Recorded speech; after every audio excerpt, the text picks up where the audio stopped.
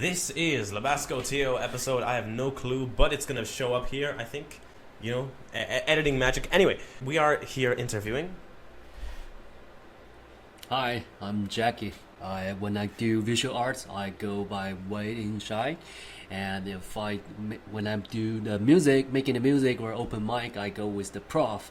And if you want to figure out or find out the answer why I go with those stage name, you can go through my Instagram or my TikTok to find out the answer. Jacky, if you could tell us a little bit about yourself and what you do. I moved to Canada from San Francisco like 4 years, maybe more years ago. Then I'm a watchmaker. And at the same time, I teach in the George Brown College, and I teach fashion design. But by night, I run the studio. I'm an artist. I do painting, I do graffiti, and I make music. So basically, almost like all kinds of art. With regards to art, how's the business going on? Are you making money from this? Are you? Honestly, I do sell some of my work, but being an artist is kind of like hobby, like imagine just like Batman then, but we don't wear the cape, we just wear the apron. So when I was kids, I always liked to drawing, but since I moved to San Francisco, I started taking more serious about to making more arts, because arts is like, it's kind of like, for example, like painting or music, it's some kind of like a channel to express yourself, or also telling the story through the paintings or the music. So this is how I found it interesting, because I'm not a socialized person. So in this way, it's better to let people to know about me. Yeah, that's interesting. Yeah, as an artist, I really have to ask, because this is something that people really are talking about nowadays. It could be a misconception, or a perfectly fine argument to make with regards to art in the 21st century. Do you feel as though a lot of modern art that's being created is really just a bunch of not really true art, but rather just there to make money, or just because you've seen a lot of art pieces, I'm sure, that have just been turned into memes on the internet, that are just they did one stroke of the brush on a painting, and they're selling it as modern art. It's modern. It's such an incredible art piece, and then you have all these people that are looking at it this is so incredible, but everyone else is just bro, what are you talking about? My sister, who's just a couple years old, can make that in 2 seconds, So what is your stance on that type of thing?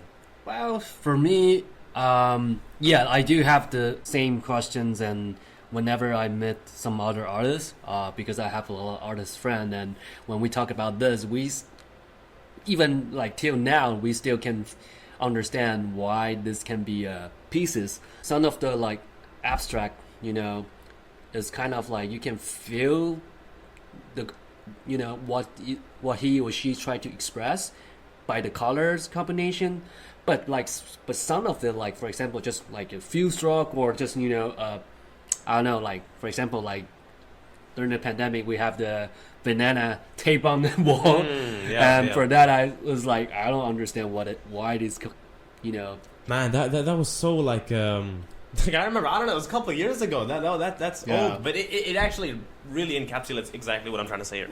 The quote unquote pretentiousness in art. Do you see that as a problem, or do you see that as a problem of people just not understanding what art is? I would say, for me, in my opinion, I don't judge them. I think all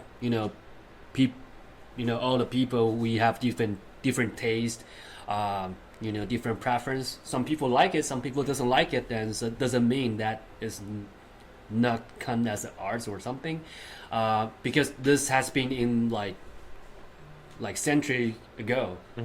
If you go back through those pieces, something when you saw it, it's I can't even understand why this can be the art.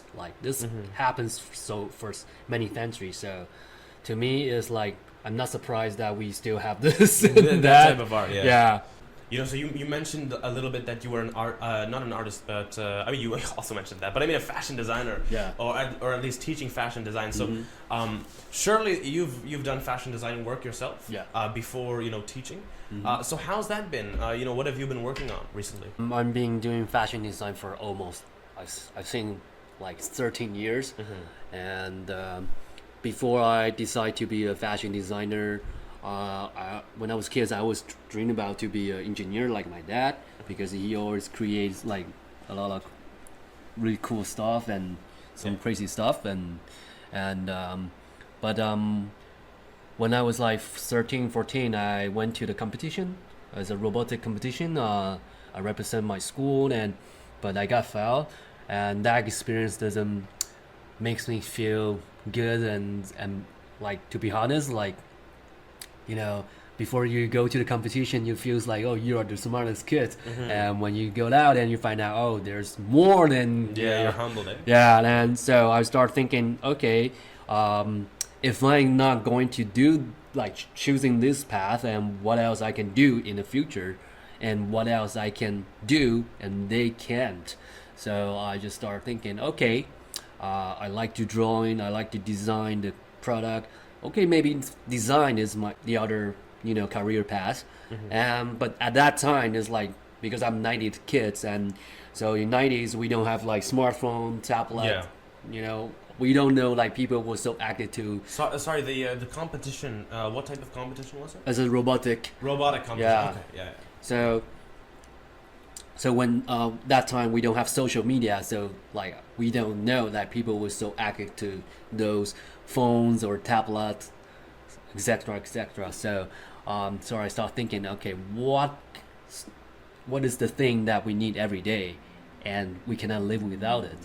So the first thing I figured out is, okay, clothes. We need clothes whenever we go out, we sleep or whatever. So I just decided, okay, I want to do the fashion design, and especially for women, because women like shopping. We all know that. Yeah, of course. Yeah. So that's how I become the fashion designer. So when I started working as an apprentice when I was like in high school, since I graduated from the junior high, and after that, after years, I started my own brands. And one time, because like years ago, I run in a design firm at the same time with my friends, and we used to have the internship program with some school. And one time, there's a professor. She came to our office and to check on their students, and she found out, oh, we use a lot of like really innovative tools and stuff. Right. Because at that time it was 2013, like early, like mid 2013, and she saw we are using this 3D printer to work on the clothes, to combine with the clothes, and even we do some prototype product. Right. I mean, I'm assuming 3D printing wasn't popular back then. Yeah. Also. Right. Okay. So when she saw that, she was asking, "Hey, I saw you guys use a lot of like really innovative tools and do you are you interested to teach in our school, to have a course?" And so at that time I was like, okay, why not? Because extra income, why not? Yeah, of course. And after that, I told my friends, and my friends say, hey, this might be your chance to change something, because like when we were kids, we don't like to go to school. Like it's not because we don't like to learning or study. It's like the way they teaching us, it make everything boring. And we should make the learning become like more interesting, so to have a better outcome. So I was like, okay, yeah, that's right, and maybe I should do some difference and do something different to change that. And so that's how I got in. And after I teaching for years, and I found out it's really like it makes me feel good, because you're inspiring your student too. Like a lot of my students, when they graduate, even it can trace back to 2015-14, the students still contact with me. Right. Yeah. So you've made a certain type of clothing. where it's mixed with the technology of 3D printing. Yeah. Apparently. And apparently, it helps you with your health or something like that. If you could shed some light on that. Oh yeah. Late 2014, because my mom, she used to have like the heart disease problem before the doctor thought it's like if something related to the heart. So whenever she go to check and the doctor cannot find out what caused the problems, then the doctor will ask her to wear the ECG holder for like a 24-hour, 48 hours. But if like during the period, if nothing happens, then the data is like useless. Right. So I just try to find something that will help my mom. And that time I was reading a patent about the Apple Watch. Before they released, before they released the first editions, and so they in the patent they mention about the telematic in the future. That's their vision.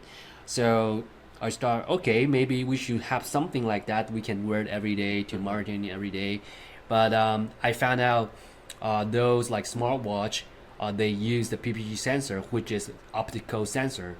That kind of sensor is like, it's not gonna meet the standard in medical field. Right. So it's not up to the task. Yes. Yeah, right. So I go through and dig into the research paper, and I found out like all the gold standard.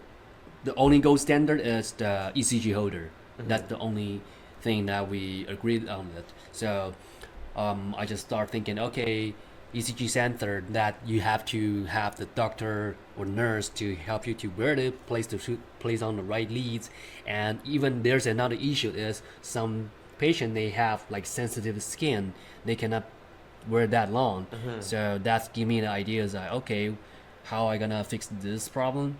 So the first idea was like, okay, I'm do fashion design for many years, and I've studied textile engineering, and so why not we just build the clothes, like we make the ECG sensor and build into the clothes, so the patient can just put it on like a normal clothes and marketing like 24 hours, 7 days. And also because it's the ECG sensor, so it's the doctors or nurse, they can use that as a reference to do the diagnosis and everything from that. So that's really cool. You made it so that this sensor that was previously not very, you made it more comfortable, to use, more compatible with people's day-to-day lives by putting it inside of clothing.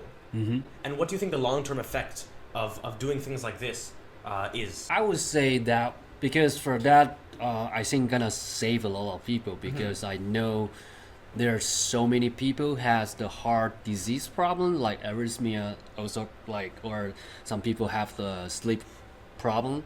A lot of things that was related to the heart, and for that reason, I always believe these gonna be save a lot of lives, because first, it's not like a smartwatch, just track your heart rates only. It's like we tracking all the ECG. We provide the ECG raw data, which is the doctor can have more details and to see what time and what days and have these and that. So it's more like a science base, and also we, based on that technology, we also extended some other different version for different user scenario. Like for example, we have another one is like an EMG suit. So for that one is like we detect and monitoring your muscle activity and stress and everything. And at the beginning we build that for just for athletes. So when they do training, they see how effective the training is. Yes. So whenever they do the training, because when they, like for example, like the NBA player, MLB player, when they do the training season, they have to wear a lot of wearable device, like different wearable device. So it's annoying when they finish and take it out, and even when they sleep, they have to still track in their heart rate and breathing. So to be like, if we make it as a garments, they can just, okay, now I need this, so I place it, and now I don't need this, and I just remove it, like really easy and comfortable. Yeah, it makes it really accessible for people. Yeah. And you think like a technology like this that was inspired by your mom's heart problems, Mhm. you think that this would have been there to help her and make things a lot easier for her, back in the day, if Yeah. it was there.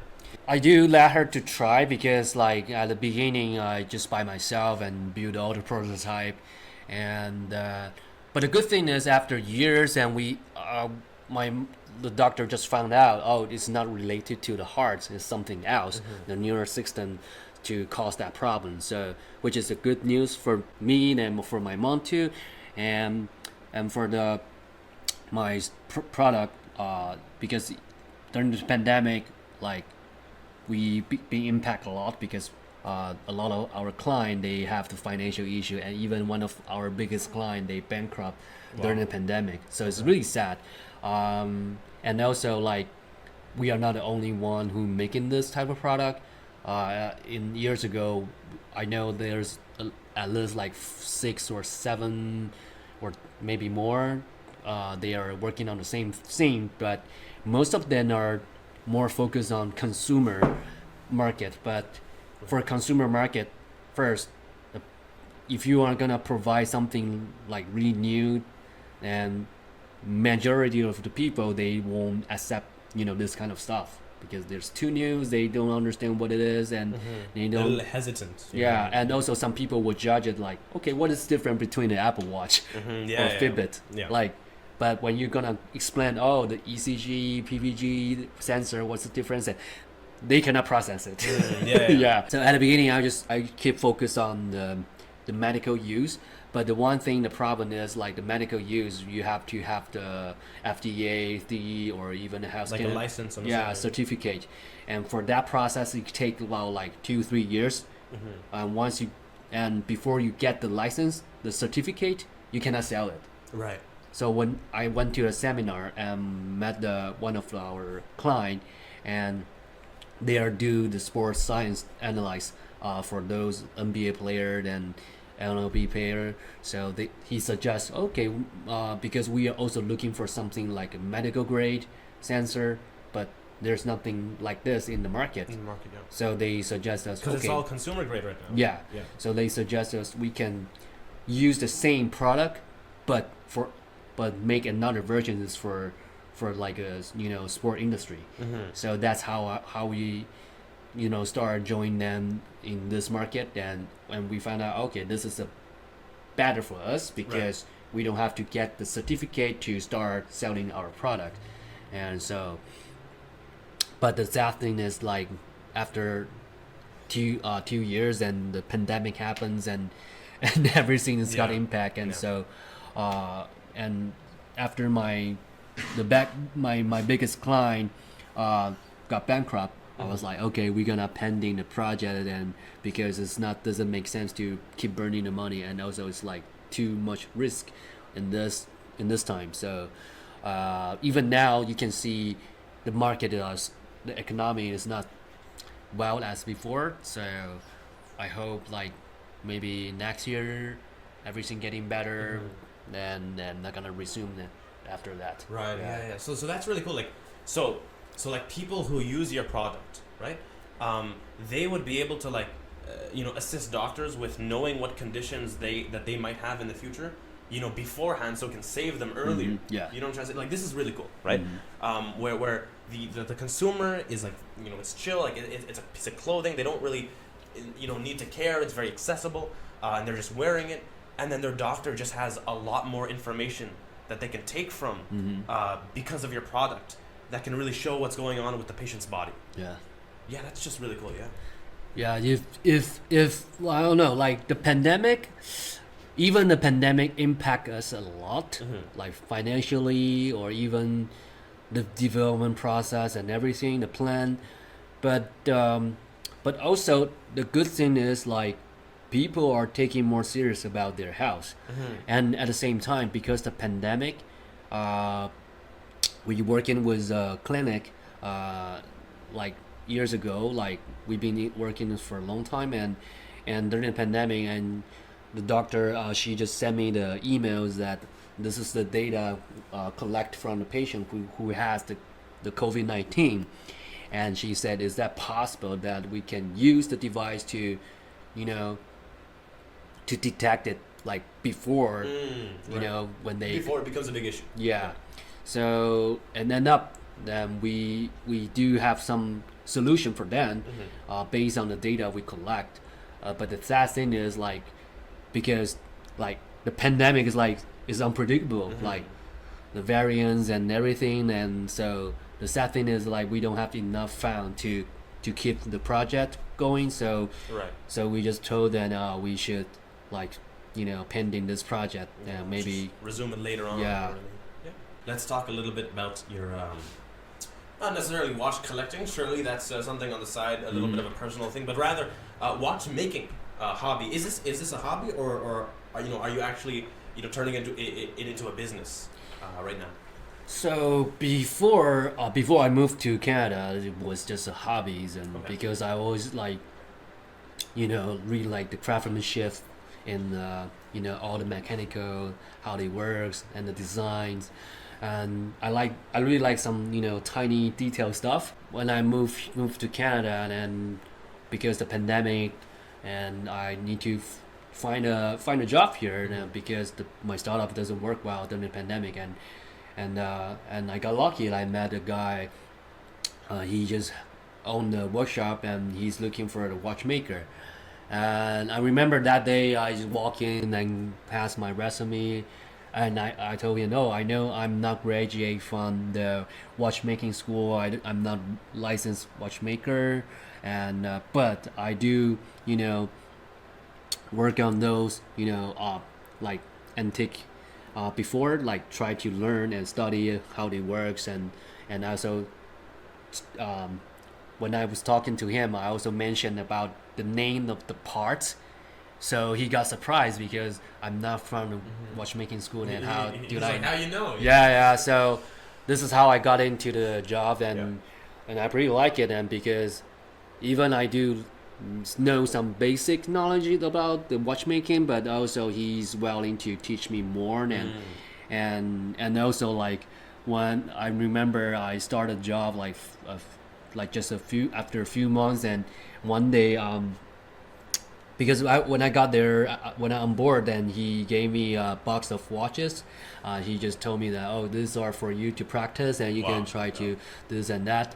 So and those are the effective watch, and one day I just decide, okay, maybe I just take the part from this and that to build a watch that is working. Right. And so I make the first one, and I show it to him, and he was shocked. He was like, how do you do that? Yeah. Like I was like, oh, just sometimes I'm just watching you guys doing this and that, and Like you're not on that level yet. yeah, and he said, he said, oh, he was shocked because he's been working as a watchmaker for like his whole life, and in the 40 years, he never saw someone learn that fast. That quickly, yeah. That's crazy, Yeah. And so that kind of inspired you to continue making watches, I'm assuming. Yeah. So because I do paintings for a long time, and I know in watchmaking there's a technique we call the animal dial. Animal dial is like it's a technique from I think 17th century. So basically the watch, the dial is all the graphics are done by hands with the animal paint, right. And so I just make the first one by myself to present to him to see maybe we can start a customization service because not much people provide this kind of service here. Right. So that's customizing watches for consumers. Yeah. Your background is? Oh, I'm originally from Taiwan. Okay, yeah. So you went from Taiwan to San Francisco, now to Canada. Yeah.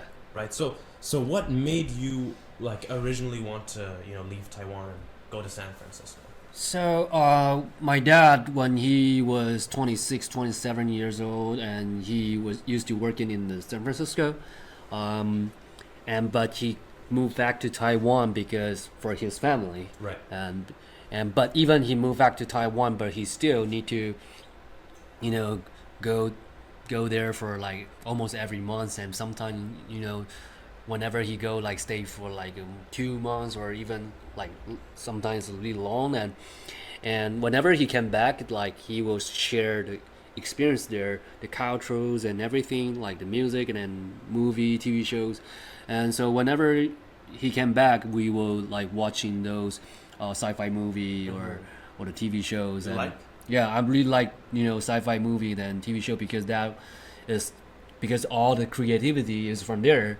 And I remember when I was 5 or 6 years old, and one day I asked my dad, I was like, because I keep wondering like why they can have this kind of stuff, like how they comes out this and that, like the holograms and everything, the spaceship, and my dad said, oh, Just really like innovative ideas in their shows. yeah. So my dad's like told me that because the culture they have and also the education system, and so my dad explained to me, and so from that I was like, okay, one day I'm gonna be, go to board and to explore it and maybe study there or start a business there because I want to do something innovative, like want to do something like crazy, like because to me it's like if I keep staying in Taiwan, I don't have that kind of chance or even an environment to have that.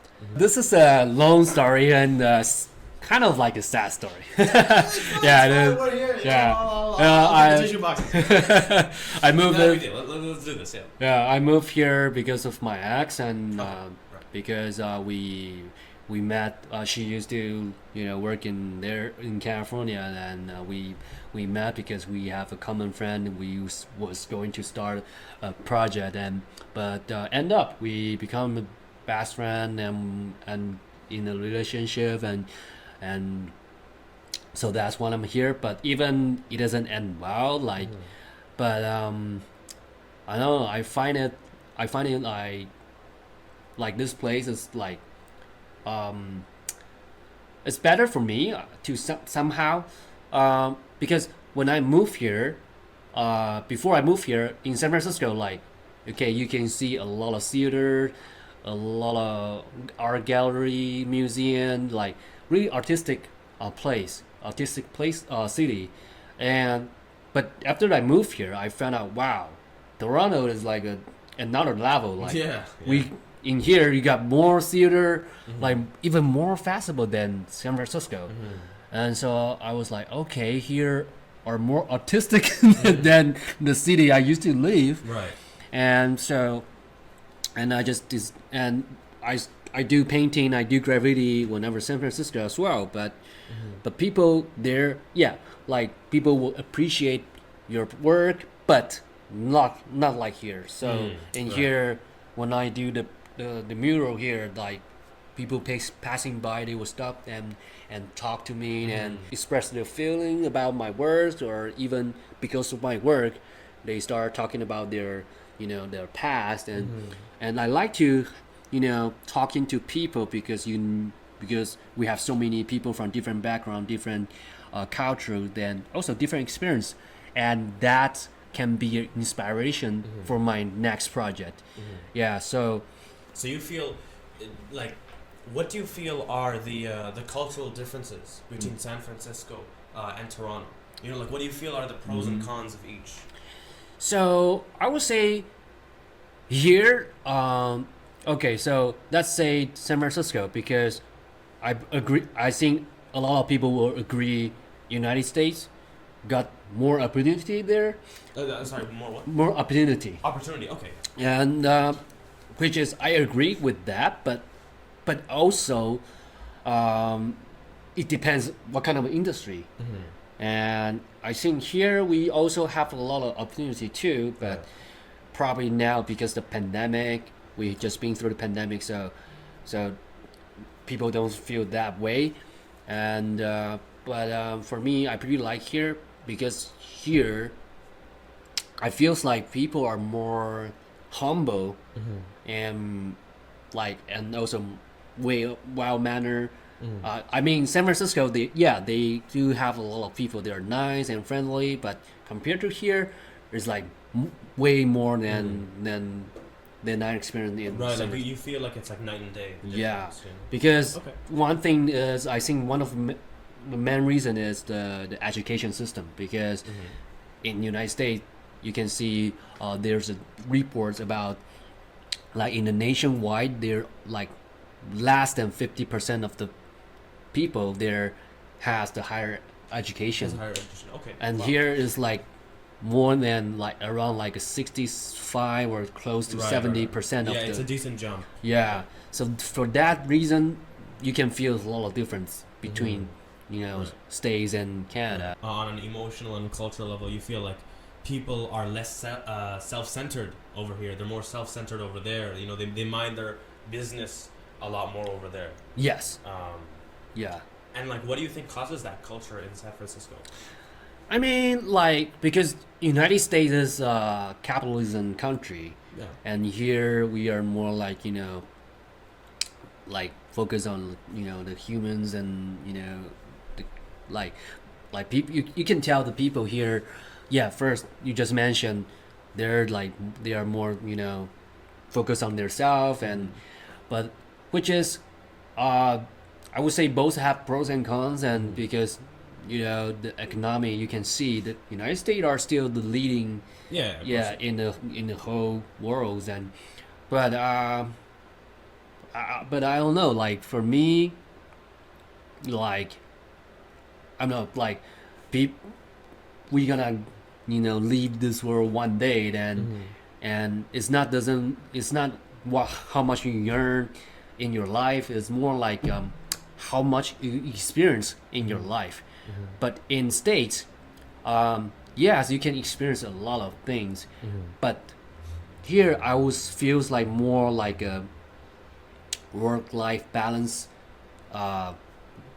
rather than the States, because in States like it's like more intense, and because everything is like fast, and also in Bay Area there are so many startup and so many venture capital there.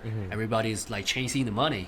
Everyone's trying to do something new. Yeah, and for that gives the people have they will keep creating something new, keep thinking about, okay, what can we do and to change that or whatever. But here you can find like not much venture capital here, and also not much startup company here. Like less. Like last, but I feel more comfortable here because first we like if you go to the downtown San Francisco, you can tell like the homeless problem is like so Crazy, bad. yeah, okay. Yeah, and even after pandemic, and here we do have some homeless problem, like some people who has a mental illness, but it's not that much. Comparatively speaking. Yeah. And one thing I found out, because here they are more care about the humans, more care about their basic need, and also the government invests a lot of money in their medical system, hospital system, and it's way better than States. Right.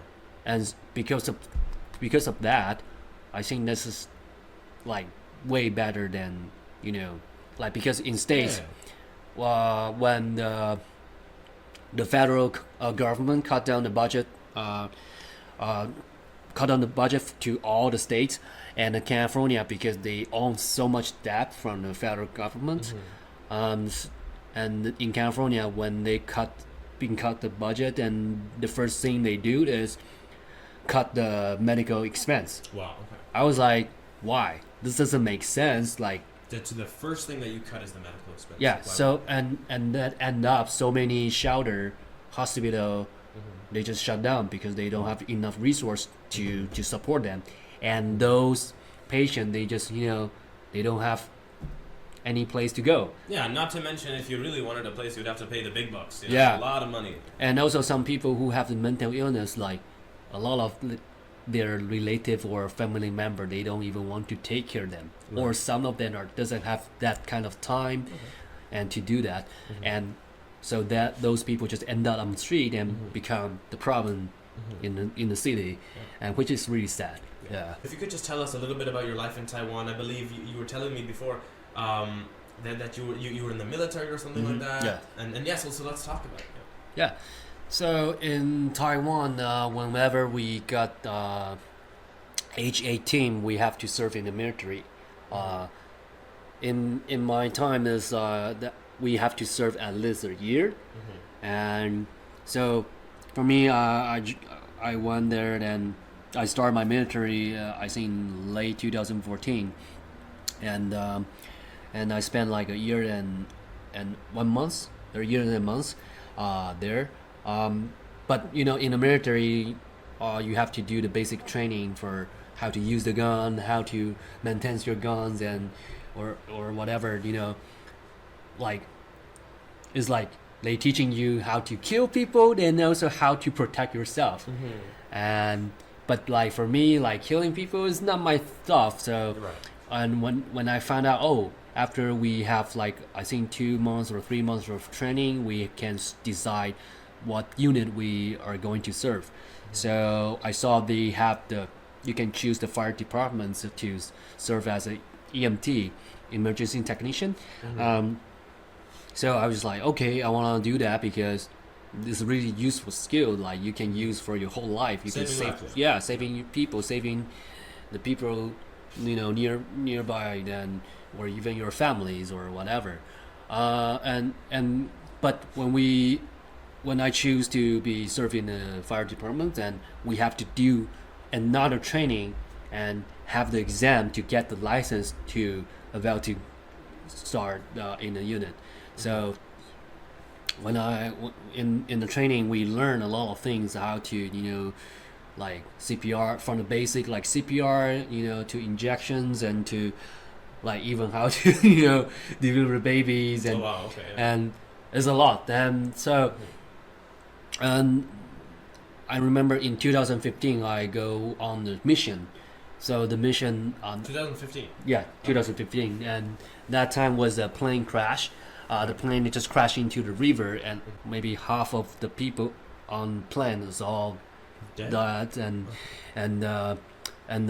we are the first unit to being there because we have the rescue team in our unit, and that day is supposed to be my day off, because every morning we have our meeting, and after the meeting I just saying, okay, I'm gonna go washroom and gonna go home, and they just start broadcasting, hey, the plane crash, we need to go right now. Then and at first I was like, okay, it's like a drone or RC planes, like crash somewhere and hurt No some. big deal, Yeah, but they after a few seconds they broadcast the second time. It's like, Jacky, please come down.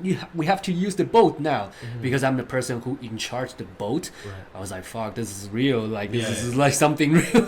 So I just Right. run downstairs and grab the tools and everything and go down the trucks, and we head into the place. And when we arrived there, it's like I still remember how it looks like. You can see all the parts. I mean, the parts is like not just the plane, it's also the body parts.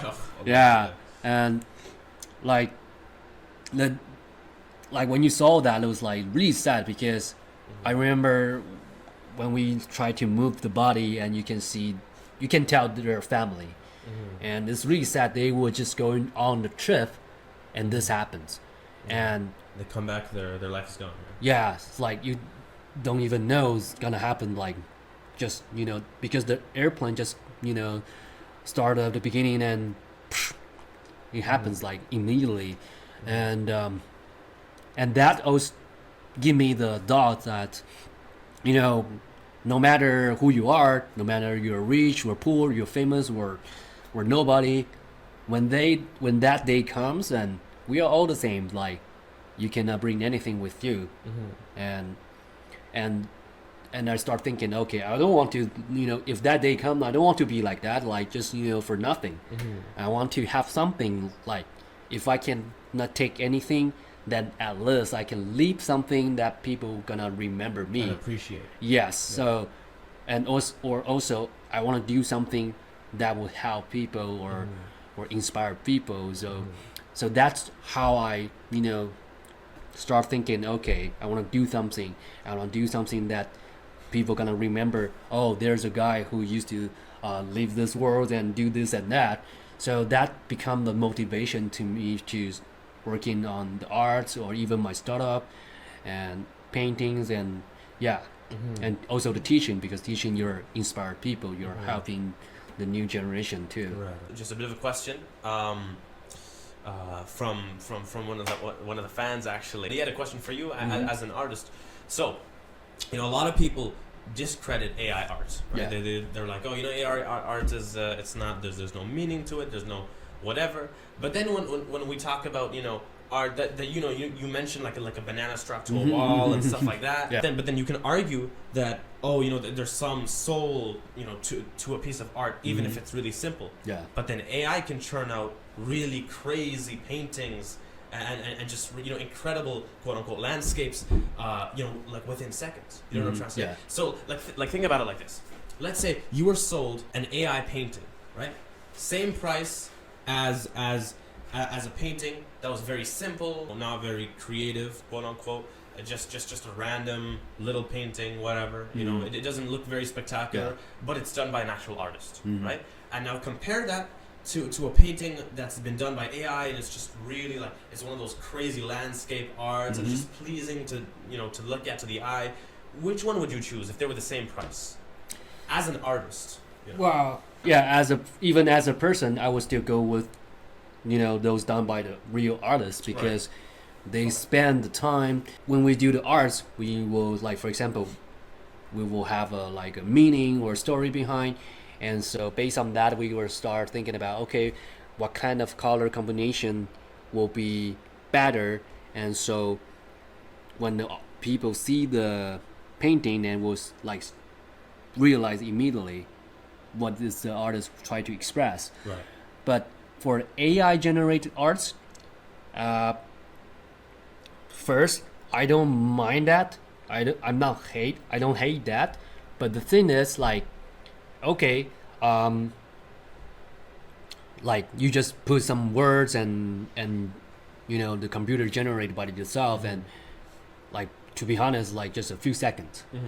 And those are because those result is from the data who they collect from all over the internet. They can be some work from some artists, and it's not really your styles or or your things. Those AI generate art, I think you can use it as a tool for inspiration or something to has a reference when you are in the meeting. Reference, for example, in the movie, the filmmaking, we need to do the concept art. So the concept arts, it takes a lot of time to it takes a lot of time to do it. And also if you want to revise it, it doesn't take another 3-4 hours or even a week. But for the AI generated art, a couple seconds, and you can have this and that. Okay, then they can decide, okay, I want to do something like this. So the artist, they can base on this. Okay, you want something like this because it's like just right in front of you. You visualize what they want. So that can be faster when they are working on this process. So that's interesting. I would think actually as an artist that you would kind of really despise AI art, but that's a very interesting take, that you feel as though it's very useful, to stop creative block and to get reference points, but you think that there isn't any soul to it. Is that your opinion? Yeah, because even the words are come from you and your thought. For example, when we do the digital arts, we still need to thinking about, okay, the color combination, the shape, but for the AI generated art, we just type in those keywords and boom, that's it. And I don't think this is something can be counted as art or something. During the pandemic, because this become a buzzword on the internet, and I do start playing around with those, with the AI, and I built my own algorithm and database to try to let the AI to learn my style, learn the way I painted, the color I use the most, and the brush styles and something like that. And because I want to play with that is trying to see what can I do with this as a tool. Mm-hmm. And but end up like still like every time, for example, if I gonna create a pieces, I have the story, I give the keywords, but still there's something missing. There's something missing, yeah. So It's not truly what you wanted the art to be. yeah. You feel as though like until you're there with the Mhm. brush, then it's not like what the picture that you wanted to create is not there. Is what you're Yes. And also one thing I hate the most is saying. because of that, when you have something on social media, people are start saying, "Oh, this is your AI generate art." Even it's done by yourself, then they still like judging People like have said that? yeah. No way. yeah. I like last year It's AI there generated. there's a kids like make the comments on. Like on 3 of my painting and say, "Oh, this is generated art," and I was like, okay. Like first, I don't know why she think this is an AI generated art. So at the beginning, I was like, okay, should I make some response for that? And but I end up, I just want to make fun of that. Yeah. So I make a video. I screenshot her comments, Yeah. but I cover her face and the Yeah. account names and I said, "Oh, people saying this is AI generated art," and the next second I just records my computer screen and I turn on my computer, turn on Adobe Illustrator because Adobe Illustrator the icon is AI and I start I focused on the icon because the icon shows AI. I was like, okay, you got me. Yeah. But yeah, that's a good place to close. It was a great interview, and hopefully there will be more like it. Thanks for tuning in, and we'll see you next time. Yeah. All right, that was good. Okay. You're a watchmaker.